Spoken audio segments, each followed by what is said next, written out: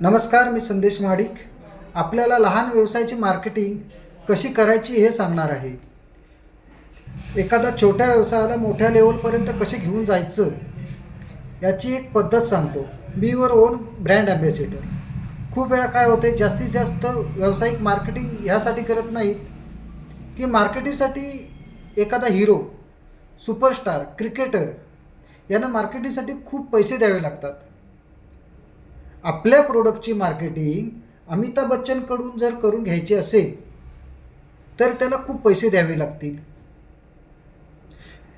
एखादा क्रिकेटरकडून किंवा म्हणजेच विराट कोहलीकडून जर आपल्या कंपनीची मार्केटिंग करून घ्यायची असेल तर त्यासाठी खूप पैसे द्यावे लागतील. का द्यावे लागतील? कारण ते एक ब्रँड ॲम्बॅसेडर आहेत. तुमच्या प्रोडक्टची, तुमच्या व्यवसायाची मार्केटिंग ते फुकट करणार आहेत का? तर नाही. त्यासाठी खूप पैसे त्यांना मोजावे लागतील, द्यावे लागतील, आणि हे आपल्या छोट्या व्यवसायाला परवडणारं नाही. मग आपल्या प्रोडक्टची, आपल्या व्यवसायाची मार्केटिंग आपण स्वतः का करून घेत नाही? आपण स्वतः का करत नाही? करायला पाहिजे ना. मला सांगा, व्यवसाय कोणाचा आहे? आपला. प्रोडक्ट कोणाचा आहे? आपला. मार्केटिंग कोणाच्या प्रोडक्टची करायची आहे? आपल्या. आपल्या प्रोडक्टची सगळ्यात जास्त माहिती कोणाला असते? आपल्याला. मग तुमच्या स्वतःच्या प्रोडक्टचे ब्रँड ॲम्बॅसेडर तुम्ही स्वतः का होऊ शकत नाही? का बनत नाही तुम्ही स्वतः ब्रँड ॲम्बॅसेडर?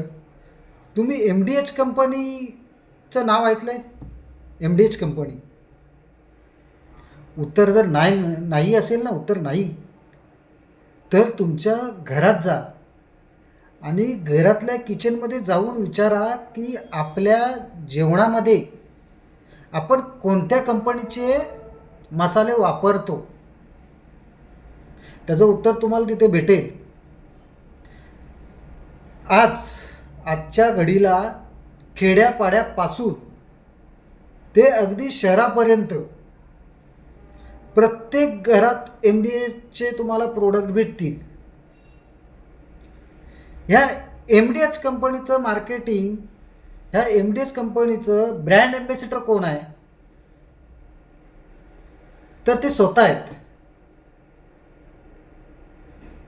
त्यांनी स्वतः मार्केटिंग केले, त्यामुळे ते एवढे सक्सेसफुल झालेत की त्यांचे प्रोडक्ट प्रत्येकाच्या घराघरातून पोचलेत.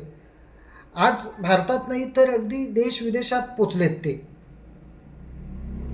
तुम्हाला दुसरं अजून एक उदाहरण देतो. राजो इंडिया. तुम्हाला माहीत नसेल तर एकदा गुगलवरती जा आणि एकदा सर्च करा की राजो इंडिया काय आहे, कोणती कंपनी आहे. मी तुम्हाला म्हणतो ती एक कपड्यांची कंपनी. एक वेगवेगळ्या डिझाईनचे कपडे बनवते, कोट, कुर्ता, सगळ्या प्रकारचे फॅशनचे वगैरे सगळे. तर ती कंपनी ब्रँड ॲम्बॅसेडर त्या कंपनीचा कोण आहे? तर त्या कंपनीचा ब्रँड ॲम्बॅसेडर त्या कंपनीच्या ओनरचा मुलगा आहे. त्या कंपनीच्या ओनरचा स्वतःचा मुलगा आहे. तो त्यांच्या कंपनीचे प्रोडक्टचे कपडे घालतो, वेगवेगळ्या डिझाईनचे कपडे घालतो आणि मार्केटिंग करतो. मग मला सांगा, हे जे काही स्वतःचे मार्केटिंग स्वतः करतात ते यशस्वी, त्यांचा व्यवसाय यशस्वी झाला नाही का? तर झालाय. मग आपला होणार नाही आहे का? होईल ना. पण आपण मार्केटिंग आपण स्वतः करतोय कुठे? करायला पाहिजे. काय होतं माहिती आहे का? तुमच्या प्रोडक्टची माहिती एखाद्या ब्रँड ॲम्बॅसेडरपेक्षा सगळ्यात जास्त तुम्हाला असते. त्याबद्दल तुमचा कॉन्फिडन्स असतो. तुमच्या प्रोडक्टबद्दल तुम्ही जर बोलत नाही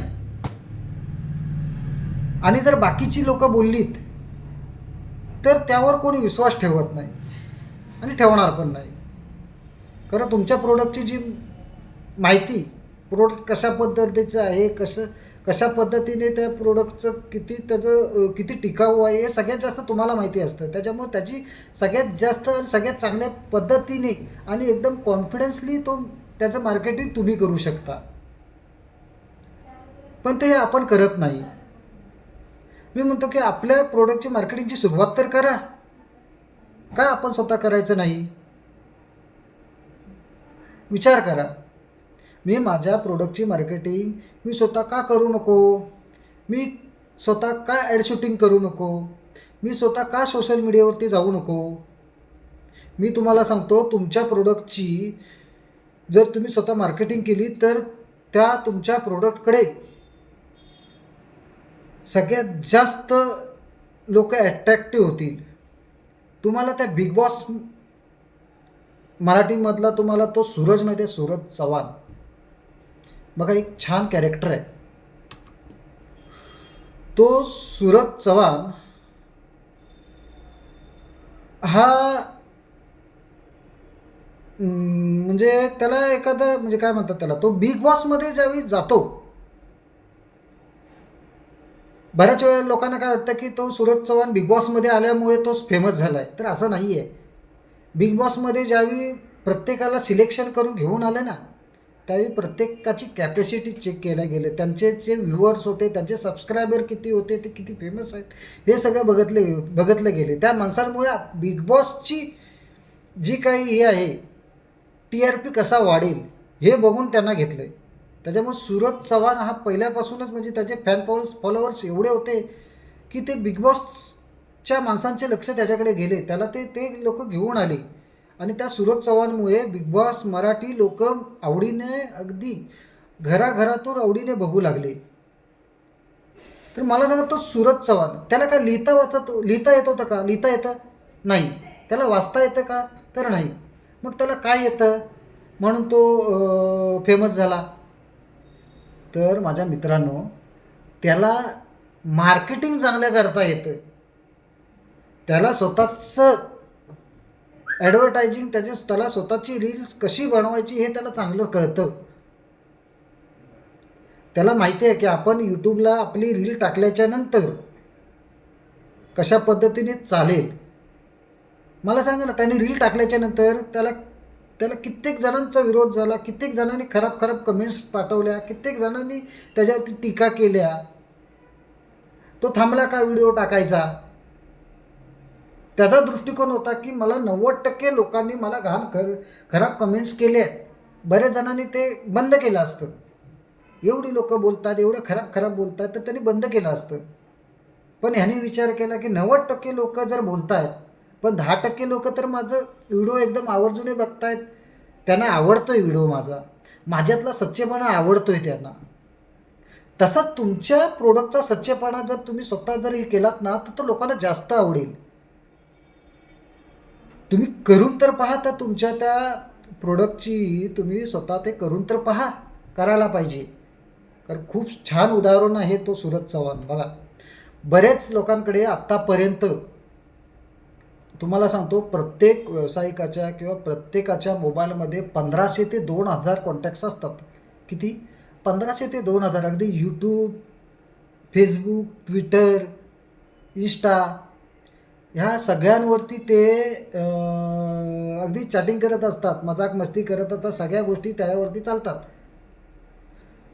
मला सांगा, पण ह्याच्यावरती कोणी मार्केटिंग, आता माझा व्यवसाय आहे म्हणून मार्केटिंग कोणी करतं का हो? प्रामाणिकपणे सांगा, कोणी करतं का करत नाही? कारण लोक लाजतील, लोक आपल्याला काय म्हणतील, ते टीका करतील, लाज वाटते, आपल्याला भीती वाटते. तर मी तुम्हाला सांगतो, काही घाबरण्याचे कारण नाही. आपला फोन घ्यायचा, कॉल करायचा आणि त्यांना सरळ सरळ सांगायचं की बाबा सर, आम्ही बाजारात असा प्रोडक्ट आणला आहे, एक वेळ व्हिजिट द्या. आम्ही हे प्रोडक्ट लॉन्च केलं आहे, एक वेळ व्हिजिट द्या. सर, आम्ही एक नवीन व्हरायटीचं अजून एक वेगळ्या पद्धतीने मग आमचं एक प्रोडक्ट ही केलं लॉन्च करणार आहोत, तुम्ही एक वेळ व्हिजिट द्या. सर, खूप दिवस झाले तुम्ही व्हिजिट केलीत नाही, एक वेळी व्हिजिट करा. ही मार्केटिंगची पद्धत आहे.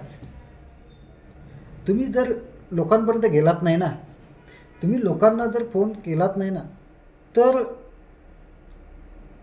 तुम्ही तुमचा प्रोडक्ट विकू शकणार नाही. तुमच्या कॉन्टॅक्टचा वापर तुम्ही स्वतः केलं पाहिजे. तुम्ही बाहेर पडा आणि स्वतः मार्केटिंग करा. थोड्याशा अडचणी येतात, पण ते एकदा सवय निघून गेल्या, तुम्हाला एक हॅबिट झाली की तुमचा व्यवसाय त्या ह्याच्यापर्यंत आपोआप पोचणार. तुम्हाला त्याचे ते कळतं की आपण कुठे चुकतोय, आपल्याला कशा पद्धतीने मार्केटिंग करायला पाहिजे. तुम्हाला काय मार्केटिंगची कॉस्ट लागते तुम्ही स्वतः केल्यावरती? नाही. मग करा ना, नक्की यशस्वी व्हाल. तुमचा जो व्यवसाय आहे तो व्यवसाय मोठा करण्यासाठी कोणी काय एखादा जादूगार येणार नाही आहे की जादूगार आला आणि तुमची कंपनी मोठी करून गेला. तुम्हाला त्यासाठी स्वतः तुमचा जादूगार व्हावा लागेल. सगळ्यात जास्त तुमचा कॉम्पिटिटर कोणी बाजारात मार्केटला असेल ना, तर तो दुसरा कोणी नाही आहे, तुम्ही स्वतः आहात. तुम्ही स्वतः तुमचे मोठे एक स्पर्धक आहात.